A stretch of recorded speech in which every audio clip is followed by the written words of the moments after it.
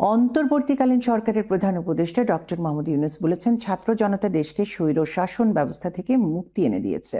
একনায়কতন্ত্রের বিরুদ্ধে বাংলাদেশের মানুষের অবস্থান বিশ্ব অবাক বিস্ময়ে দেখেছে।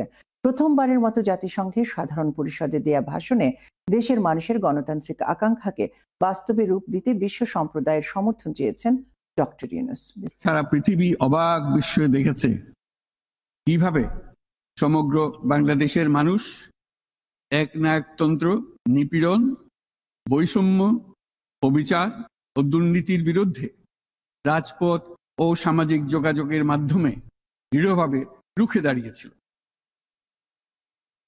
আমাদের ছাত্র জনতা তাদের অদম্য সংকল্প ও প্রত্যয়ের মাধ্যমে একটি স্বৈরাচারী ও অগণতান্ত্রিক শাসন ব্যবস্থা থেকে আমাদের মুক্তি এনে দিয়েছে। বাংলাদেশের এই অভ্যুত্থান আগামী দিনগুলোতে বিশ্বের বিভিন্ন প্রান্তে মানুষকে মুক্তি ও ন্যায় বিচারের পক্ষে দাঁড়াতে প্রেরণা যোগাবে।